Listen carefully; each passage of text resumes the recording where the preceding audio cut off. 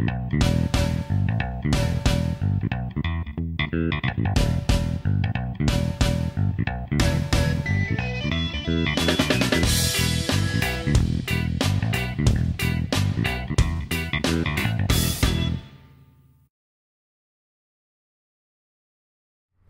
Mark Hammons here. What I want to show you today is a beneficial feature that is available inside of the Google Apps Suite, and it is known as the Research tab. So here I'm on a Google landing page, and what I will do is click on Google Drive, which will then take me over to Google Drive. And inside of here, what I have is the ability to store files of any type. I can store up to 5 gigabytes worth of files up here. But I can also use it for publishing documents, presentations, spreadsheets, forms, and drawings. Let me start by clicking on Documents. This takes me to a Microsoft Word equivalent type of word processor, so I can go through and I can type content inside of here. But what I want to show you, which is available across all of the different Google apps, is right under here underneath Tools. So if you click on Tools, you have the Research tab. And now notice over here on the right hand side we have this research that comes up. Now this creates a self-contained environment, so I can be over here on the left hand side typing my information, and then over here on the right hand side getting information that I can put inside.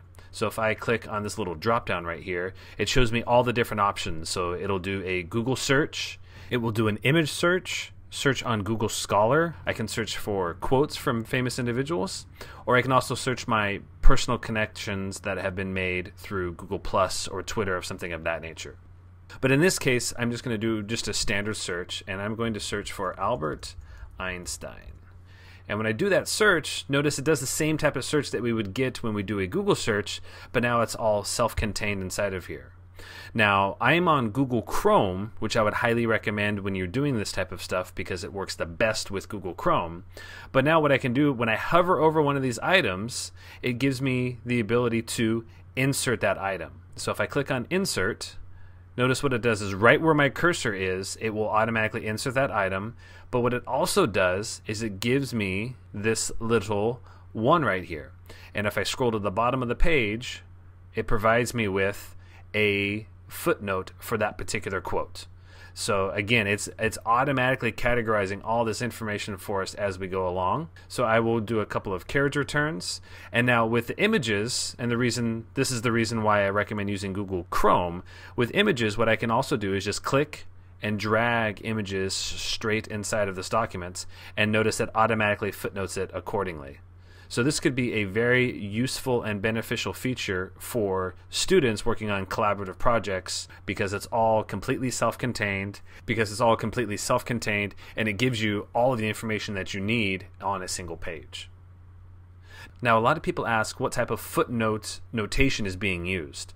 Well, if you'll notice over here on the right-hand side, if I scroll down to the bottom of the Research tab, I can click on Settings.